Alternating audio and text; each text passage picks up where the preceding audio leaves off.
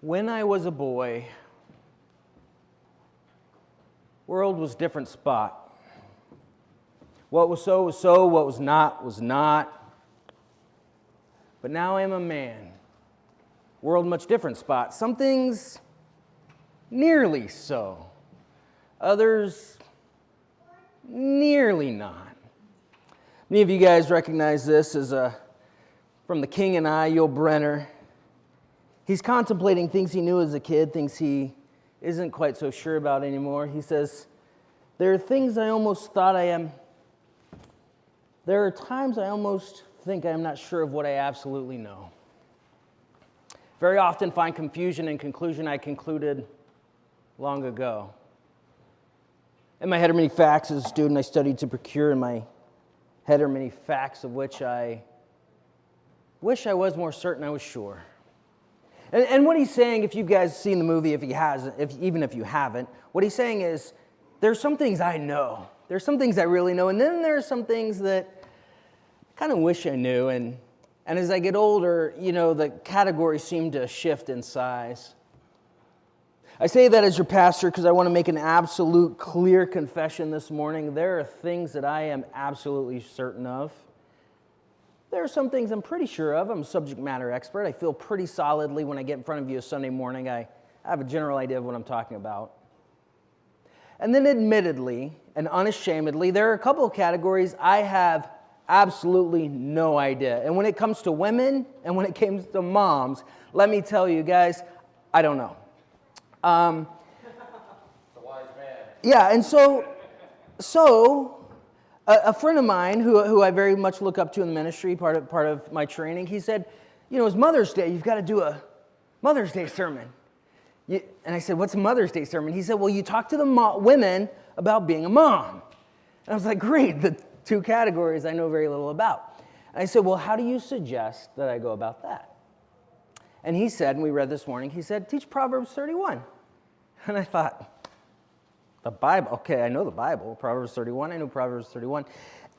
And I feel pretty confident, and if you're not a woman and if you're not a mom, don't tune out. Because we are going over Proverbs 31. We read it this morning, and I want to make a case that Proverbs 31 is not about a woman. It's not about a woman. In fact, Proverbs 31, we read it starting in verse 10 this morning, and I want to back us up just a touch.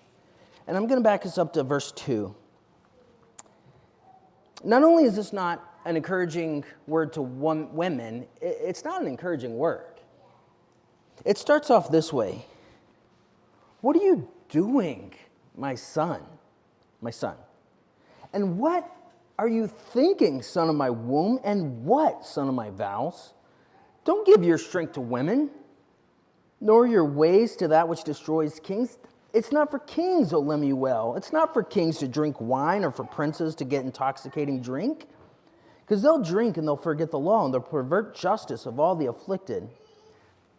No, give strong drink to the one that's perishing, and wine to those who are bitter of heart. Let those guys drink and forget their poverty and remember their misery no more.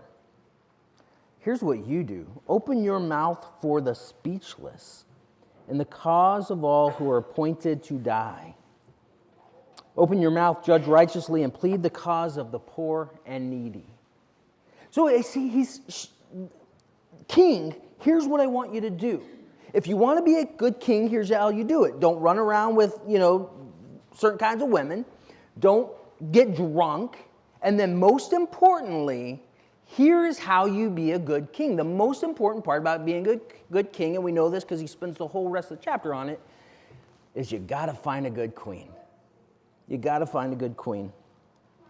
I'm going to make the case that this chapter is not about a woman. Before I do, I want to draw your attention to a display we have over here. It's not in the camera. And very little of my sermon has to do with this, but I want to draw your attention to it. These models are meant to be picked up and played with. So after the sermon, make your way up here. We have what these are the stages of the babies in the womb. And we have a bunch of these. If you get up here and there's not one for you, we'll order more. They're going fast. But this is, look at this. This is a 10-week in the womb little baby. And so we have those models. And here's, this has nothing to do with my sermon, but I thought it was so cool. Will you bring me that? So in the Bible, we read about John the Baptist. No, just the one right there. Yep, there you go. Okay, we read about John the Baptist leaping in his mother's womb, right? And how old was he in the womb? He was 6 months, right? And what I just found out, I didn't know this, and so now I'm letting you guys know this. And it says he left in the womb because he heard.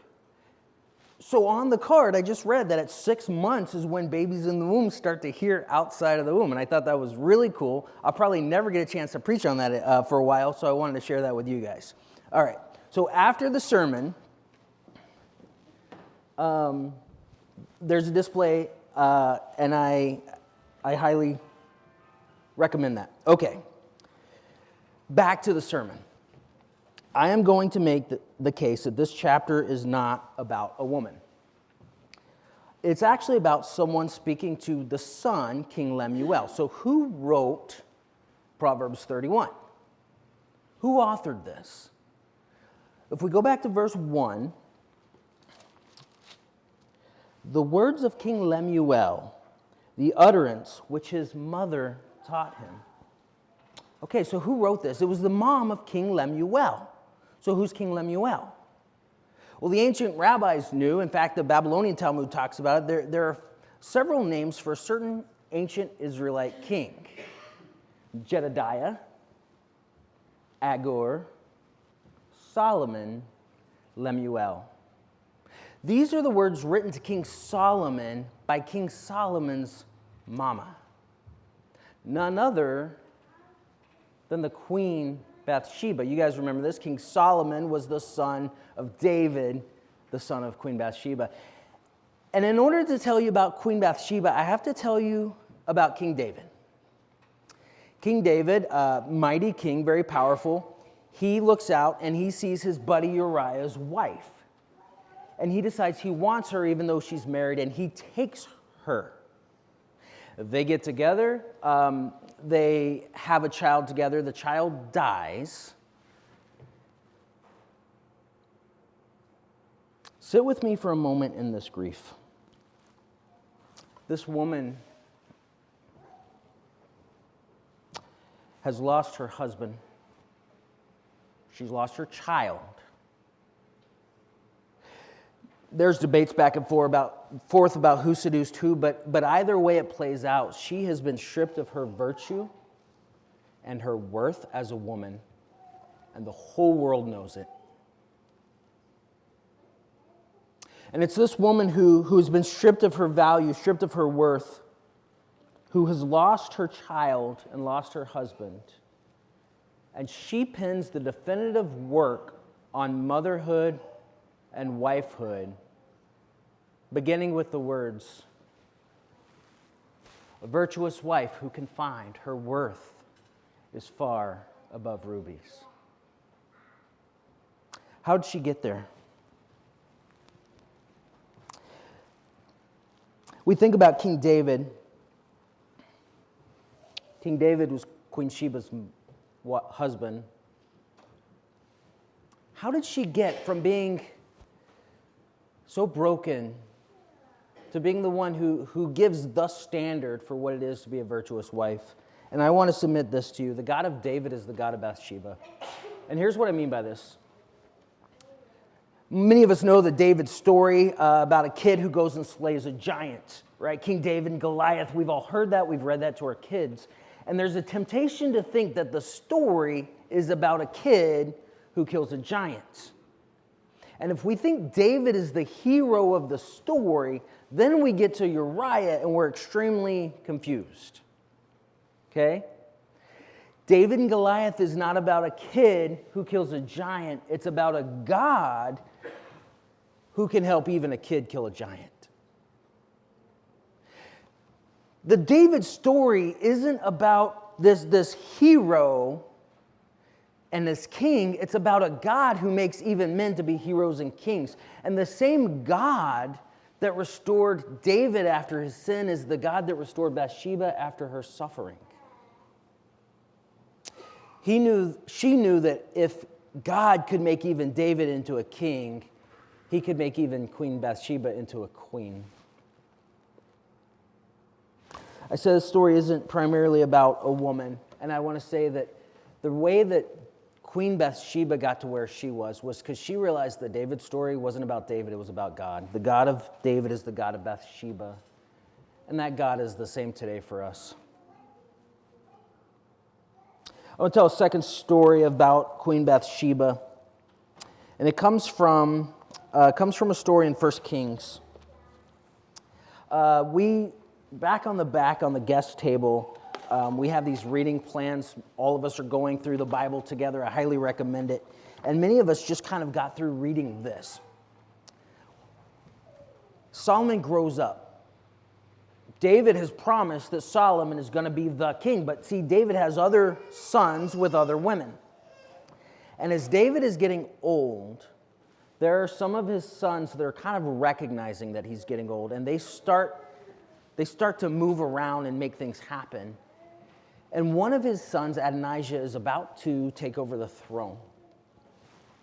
And Queen Bathsheba fights for Solomon.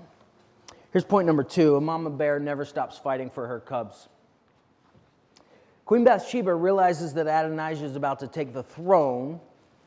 And so in 1 Kings, she goes to the king, David, and says, "My lord, you swore to your maidservant by the Lord your God, saying, Solomon your son shall reign after you," after me, he's quoting him, "and he shall sit upon my throne. And now behold, Adonijah is king, although you, my lord the king, do not know it." All right. Bathsheba realizes her son's in danger. And she goes to the king, and look how she fights for her son. She goes to the king and she says, "Let me remind you about a promise you made." Moms, this is true whether your kids are 5 or 55. If life has come at your kids, and it looks like they might be on the ropes, can I suggest to you that it is in the heart of a mom to fight for her kids, and God designed it that way. Paul says it this way: the weapons we fight with are not the weapons of the world. On the contrary, they have divine power to demolish strongholds. We fight in prayer. Notice what Queen Bathsheba did. She went to the king and said, "King, let me remind you what you promised." And can I submit to you that our King Jesus, King David was cool, but he doesn't have anything on our King Jesus. Are you fighting for your kids? Are you getting tired? Keep going. Does it seem like it's not working? Don't give up. Are you getting discouraged? Guys, can I say this? Fighting is supposed to hurt. It's supposed to be exhausting. There's supposed to be a moment in the fight where you're not really sure if you're going to win or not. That's why it's called fighting. Otherwise, Paul would have said the feather dusters we tickle with are not the feather dusters of the world. On the contrary, they have divine power to make demons giggle. Guys, that's not the verse. The weapons we fight with are not the weapons of the world. On the contrary, they have divine power to demolish strongholds. Guys, some of you are in a fight. I know that. We pray with you. We pray for you. We live with you. We love you guys. We know the fights each other are in. And can I tell you that there's a temptation to get discouraged and to be tired of fighting? But guys, it's called fighting for a reason. We're in it. Don't get discouraged. We know we win.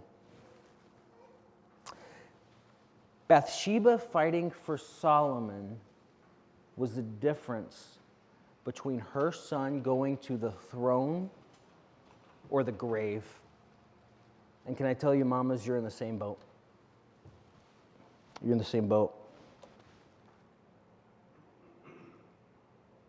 I want to finish with one last story with Queen Bathsheba.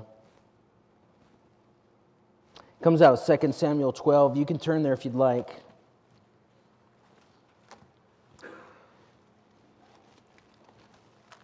And beginning in verse, I apologize, I have lost my place.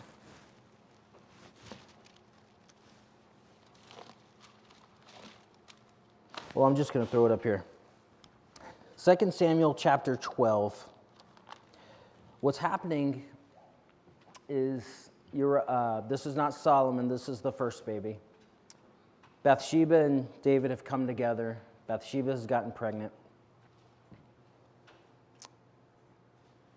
The baby has been born. David knows the baby is going to die, and for 7 days he fasts, he prays, he mourns, he grieves. 7 days he hasn't eaten anything. And then the baby dies. And in 2 Samuel chapter 12, it says it this way. David fasted and went in and lay all night on the ground. Verse 17, so the elders of his house arose and went to him to raise him up from the ground, but he would not, nor did he eat food with them. Then on the seventh day it came to pass that the child died, and the servants of David were afraid to tell him that the child was dead. For they said, indeed, while the child was alive, we spoke to him, and he would not heed our voice. How can we tell him that the child is dead? It may do some harm. Verse 19, when David saw that his servants were whispering, David perceived that the child was dead. Therefore David said to his servants, is the child dead? And they said, he is dead. So David arose from the ground, washed and anointed himself, and changed his clothes, and he went to the house of the Lord and worshipped. Then he went to his own house, and when he requested, they set food before him, and he ate.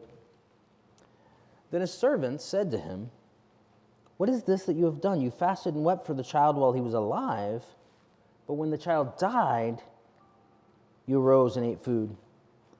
And he said, while the child was alive, I fasted and wept, for I said, who can tell whether the Lord will be gracious to me, that the child may live? But now that the baby is dead, why should I fast? I can't bring him back to life. Someday I will go to him, but he cannot come back to me. Here's point number 3 I want to make about this Proverbs 31 woman. Bathsheba grieved her very real loss.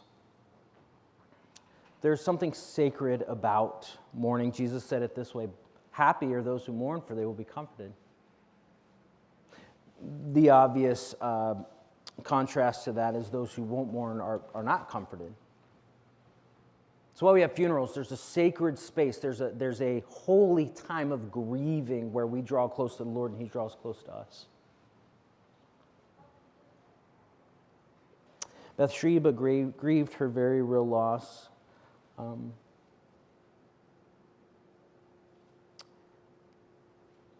There's something really, really cool about the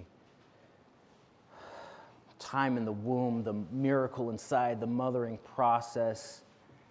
I've not been a mom, but I can tell you as a dad, something about holding a baby, that is a dream that you would not trade any kingdom for. But we also recognize that with motherhood comes sometimes a nightmare that no one would really want. And it ushers you into a sacred sisterhood. And we grieve with you. If you're a mom here who has lost her children, we grieve with you, and we pray with you, and we know that that's real. If I can muster the courage, I want to speak to another group of women this morning. Even in a group this size, I know that this is true. There are times, there are moments that's a reality that many of us have lost children for which there was no funeral. We call it miscarriage. We call it stillborn. In fact, even this morning when I was talking about these models of the preborn, there's something in us that goes, I don't want to see that because I've had that loss. And if that's you, can I encourage you? Encourage means to give courage. Can I encourage you to lean into that? There's going to be a time, we've got several of these out, and maybe in the stillness of your heart, or we're going to be up here if you want to pray with us, to look at that loss and go, you know what? That baby was real. That life was real, and it counted, and I'm grieving. And if you've not grieved those losses, I want to invite you to have that opportunity to do that this morning. It may be even in a group this size that perhaps you've had that loss, but you don't feel permission to grieve that loss because you were part of the reason that baby never came in. Can I tell you this? If that's you this morning, your daddy weeps with you, and we want to be part of that healing process. If you've lost a baby in the womb and there was never a funeral, and you've never moved on because you feel the guilt of that, we want to be part of that healing process with you, and we invite you to enter into that.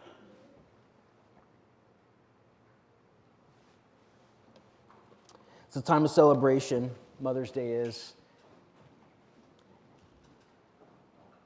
And I wanted to offer that moment of grieving because it's a sacred space. And I also want to tell you this.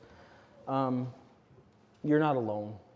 You're not alone. If you still weep over the life that didn't happen, you're not alone. I want to speak to one last group of women before we close up and we all go celebrate our moms.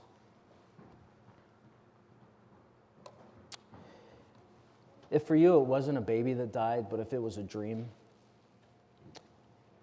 if you always wanted to have children and for whatever reason that dream never came about,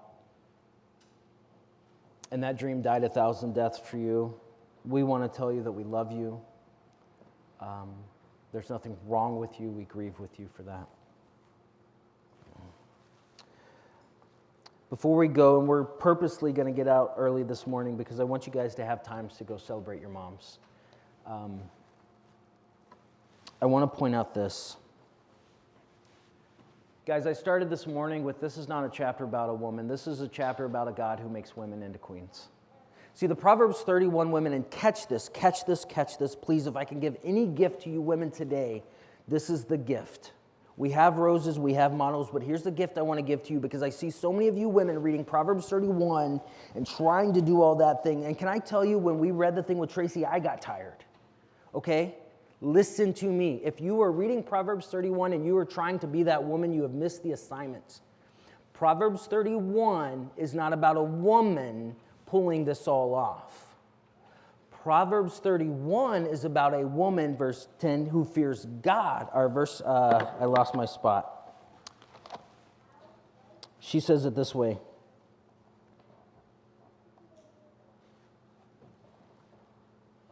Strength and honor her clothing, she shall rejoice in time to come. She shall open her mouth with wisdom. On her tongue is the law of kindness. Her children rise up and call her blessed.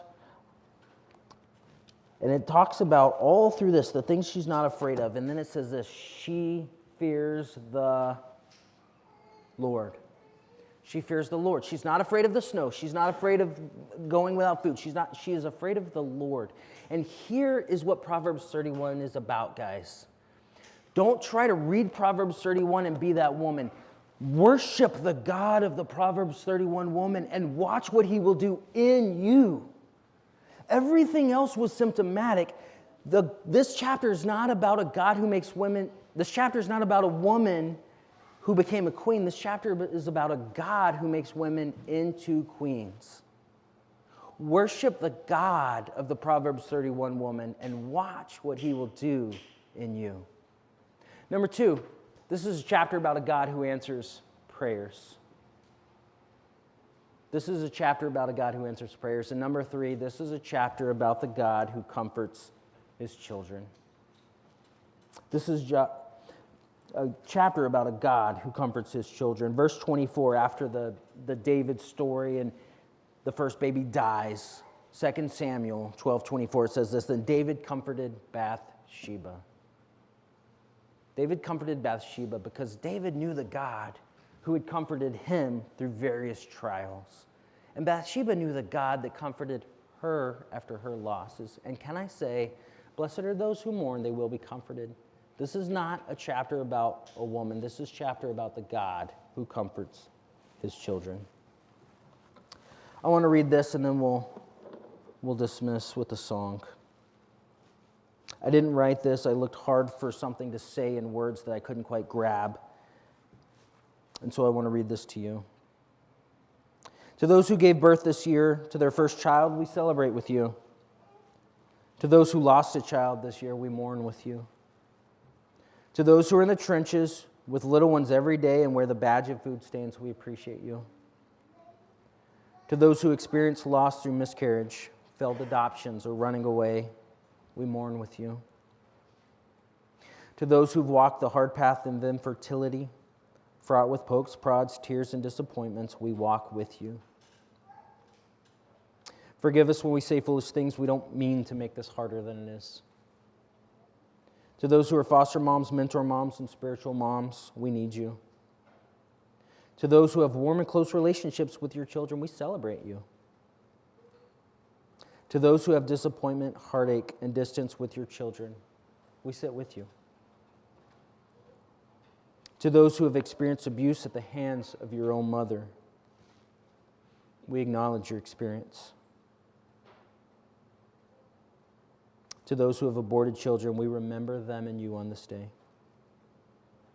To those who are single and long to be married and mothering your own children, we mourn that life has not turned out the way you longed for it to be. To step-parents, we walk with you on the very complex path that you're on. To those who envisioned loving grandchildren, and it looks like that dream might not ever be, we mourn with you. To those that will have emptier nests in the upcoming year, we grieve and rejoice with you. And to those who place children up for adoption, we commend your courage and we grieve your loss. And to those who are pregnant with new life, both expected and surprising, we anticipate with you. I want to say Happy Mother's Day to all of you. I want to take this moment. I would be remiss not to say to the camera Happy Mother's Day to several moms in my life. Miss Ann, Miss Carmen, my own mom Velda. Happy Mother's Day. And we say thank you. Amen.